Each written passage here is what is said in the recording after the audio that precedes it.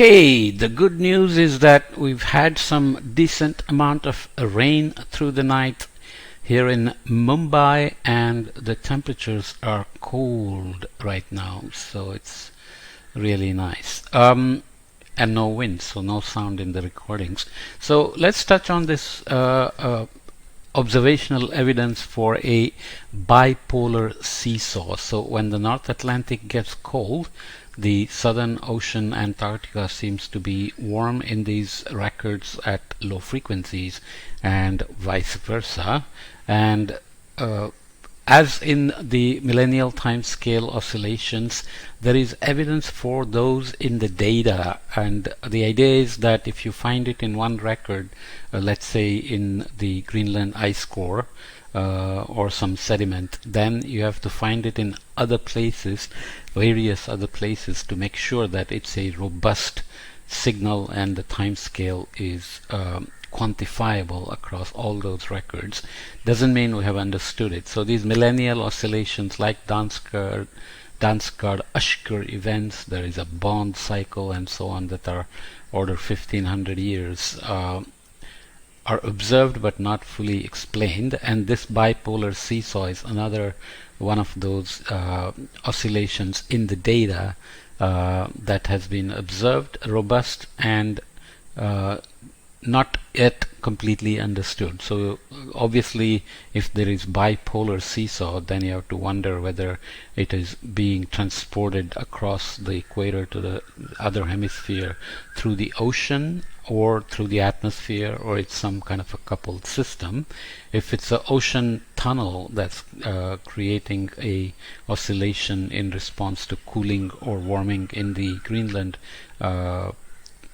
all the way to the Southern Ocean and Antarctica, then there has to be a lag, because the ocean doesn't move signals that fast, right? So these are the kind of questions that remain open, but nonetheless they would have had an impact on the climate variability through the time scales typically we are looking at. So this is going here from 58,000 years ago to 28,000 years before present, and again looking at Greenland ice core data for temperature and Antarctic temperature stack.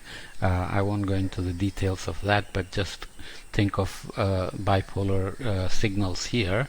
So if you go back in time here, all these gray marks correspond to a colder temperature here, warmer temperature there, colder, warmer, colder, warmer, warmer, colder, and so on and so forth. Okay, so these are called Antarctic isotopic maximum events, and these are the Greenland signals here. Obviously we've talked about isotopic stages, marine isotopic stages, Danskard Ushkur events, Heinrich events, and all those, and then there is this bipolar seesaw that's happening as well. This is another similar figure, but this time it includes also some Antarctic stack temperatures, as well as this is WDC's West Antarctic Ice Sheet Divide Ice Core, WDC methane signal, and this is the Greenland Delta O18 signal. Obviously corresponds to temperature, cooling and warming as well. So when you look at how depleted the ice core is in O18, remember this is different than O18 in the ocean.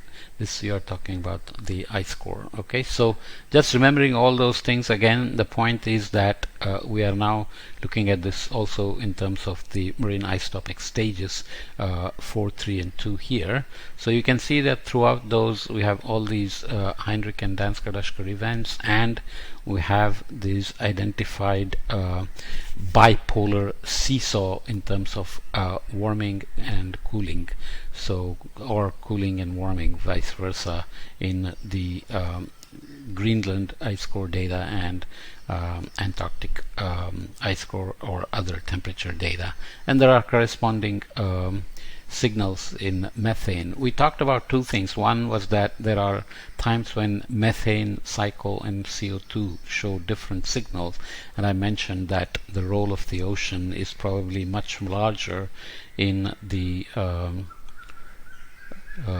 carbon cycle than in the methane cycle, and methane cycle is probably much more affected by land precipitation changes, vegetation changes, wetlands, etc. So just briefly I'm putting it out there, but again the point is these are not very well understood, and there are also ideas that such bipolar seesaws have affected the carbon cycle in the Southern Ocean in terms of its uptake or release and affect the warming.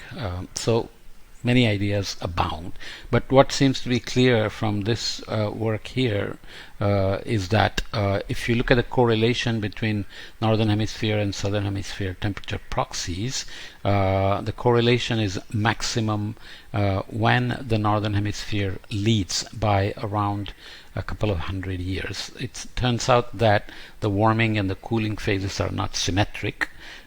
Just like the spin down and spin up of the Atlantic meridional overturning are also not symmetric in terms of how quickly the collapse can happen, much faster than the recovery, okay, for example.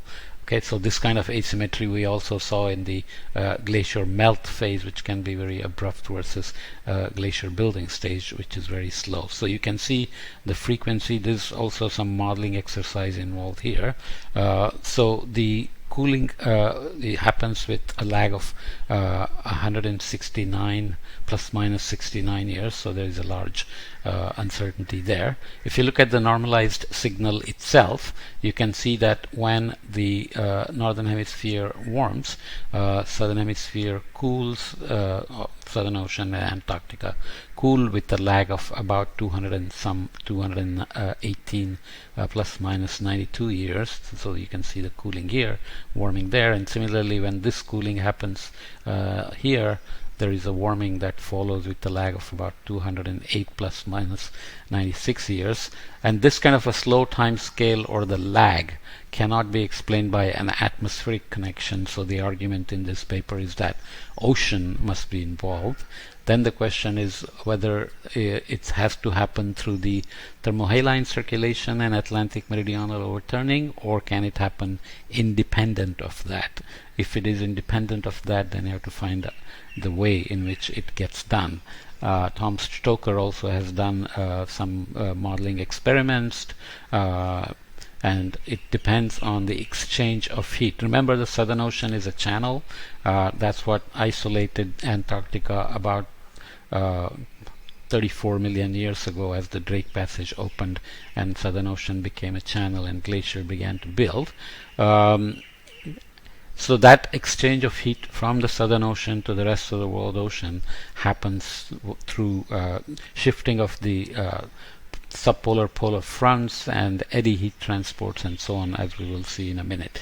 So even if we come closer to the last end of the last ice age, we see similar bipolar seesaw, again looking at Greenland and Antarctica, and this is looking at Antarctic CO2 and methane. So here again you see that methane and CO2 are slightly different, but you can see the bipolar seesaw in terms of the warming happening here and the lag and the cooling happening here, and similarly here.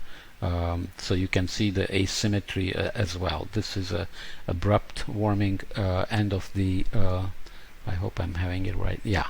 So end of the last ice age, and there were hiccups that we will look at later. So even in the last 15,000 years that we are looking here, there was the signal of this bipolar seesaw. Okay, this paper here took a model and did AMOC collapse experiment, and this is showing the heat budget from their AMOC collapse experiment. So schematic of ocean atmosphere and radiative energy flux anomaly driving a simulated Antarctic isotopic maximum, which is the signal in Antarctica corresponding to the Greenland signal.